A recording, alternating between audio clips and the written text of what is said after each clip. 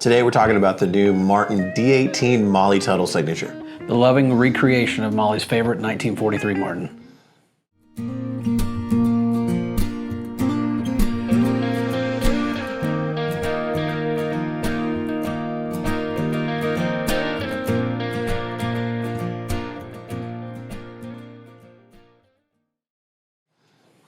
Hey guys, Taylor and Scott here from Evan Music. I'm Scott. I'm Taylor. Talking about a really cool guitar. We got the privy of that they were doing this a few months ago, and we're super excited about it. Anytime we get word on something like this, we try to jump in so we can make sure to be one of the first to get it. So, I mean, and well, this particular guitar, I love anything that is based off an old Martin. You know, as they all kind of are almost. Well, I mean, who does it better than those nods to history than Martin? I mean, that company's based on history. Yeah. So what we're talking about, this is the D-18 Molly Tuttle signature. So D-18, obviously mahogany back and sides, spruce top. Classic. So what you've got here is they've taken some nods to Molly's 1943 D-18. What were they doing differently in the bracing back then? I'll tell you. Yeah. Because they're doing it on this one. So, you know, most Martins you get these days, it's kind of been the preference and it's kind of been the standard for a while now to have a forward-shifted, scalloped bracing. What does that mean? Forward-shifted, that's all anybody talks about. Huh? Yeah. You gotta have the forward-shifted. Yeah. What that means is like you have the X-brace pattern, right?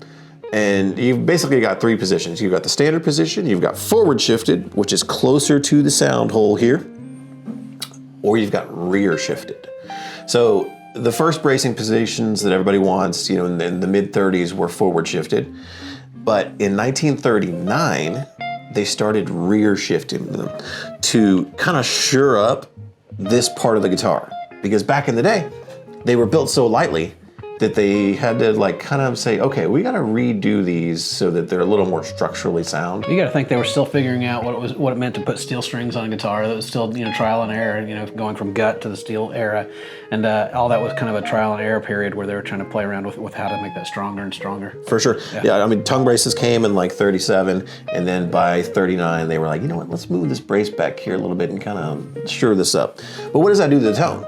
So usually, when you have that forward shifted bracing, it's going to give you more punch, more volume, because you're basically freeing up the back of this a little bit more. But when you move it back a little bit, traditionally, rear shifted bracing has a real nice fundamental bass. It really warms up the bottom end, thickens up the bottom end. That's why a lot of people like those old guitars. You know, a lot of them just have that just nice, big, boomy, just thick bottom end. So, for sure. Yeah. Early 40s Martins have a different vibe than mid 30s Martins. Mm-hmm. And Molly really liked that sound, and this guy is going to give you a taste of that because it's not something you see very often on modern Martins. So rear shifted scallop bracing. What's up with the burst? Tell us about the burst. So you've got a classic shade top. You know, back in the day, obviously, they did way less sunbursts. So if you have a real 1943 shade top, you've got a rare bird. Absolutely. So another really cool thing about this is the neck shape. The neck shape is based off her 1943 Martin.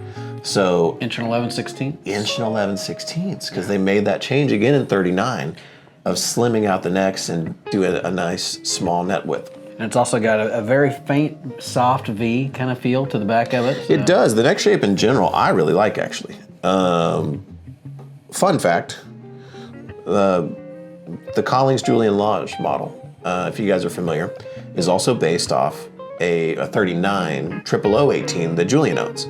And for that signature model, they kind of recreated that same period. And this kind of reminds me of it, both inch and 11/16, but the neck shape itself, as you move up, has kind of a rounded V, and it's a little chunkier than your standard Martin modified low oval neck now. So it definitely gives you kind of that vintagey feel to the neck, without being a huge baseball bat, because it's definitely not. And then what's up with the inlays on there too? We see that lunar phase. You do. Yeah. You have a lunar phasing of the moon, which is a really nice touch. My favorite part of all this is the first fret. We'll do a close-up on it so you guys can see it. Super cool. It's like a lunar eclipse. Yeah. Really, really cool. Fun fact about Molly, did you know that she was the IBMA Player of the Year 2 times? I did know that. That's First amazing. woman to ever get it. So Molly, if you're watching this, you probably already know who Molly is. But she's got a really cool play style that kind of sets her apart. She has this technique when she's playing that, like, it's almost like she's playing claw hammer banjo on a guitar. It's unique. really, really cool. Yeah. So she's got her own style. She kind of ranks in there with like Billy Strings, kind of. For sure. I mean, her and Billy are like, kind of the two names that are thrown up of like the kind of modern bluegrass movement. Yeah. But there's all kinds of like cool young people that, in the mandolin world, Sierra Hull, she's like right up there with like Chris Thiele and some of these other guys for like being the new hot shot mandolin player. It's good. Sierra's great. It's like a new life being breathed into that old music. That's what always happens, and I'm glad that it always will. Because, like, you'll have older generations kind of fade out, and people are like, are the young kids going to be into this or that? And they absolutely are, because you have these rock star young players that are like, yeah, I want to be Billy Strings, I want to be Molly Tuttle. And, like, that's what's always perpetuated everything. Yeah. So that's why Martin is still alive today. Because you have these artists that are like carrying the torches and Absolutely. But like let's hear a little bit of this thing. This thing, I specifically put this in my pocket so I wouldn't forget it. This thing sounds fantastic. It's really, really good sounding D-18.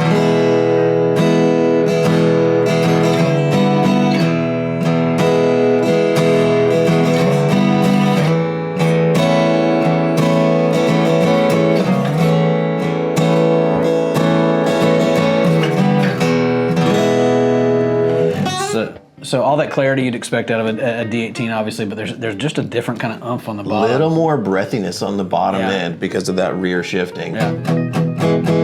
Kind of chugs a little bit.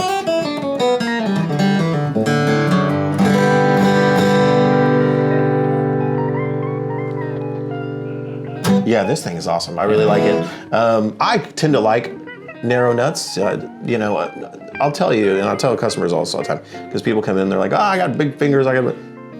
Look at Steve Ray Vaughan. Steve Ray Vaughan had like sausage fingers, and he's zipping all around there. So like your fingers will adapt to whatever you like, but everybody has a preference. I typically don't mind a narrower nut width. So like it just makes all this stuff in here nice and close and easy to get to. Yeah, really cool neck, really cool guitar.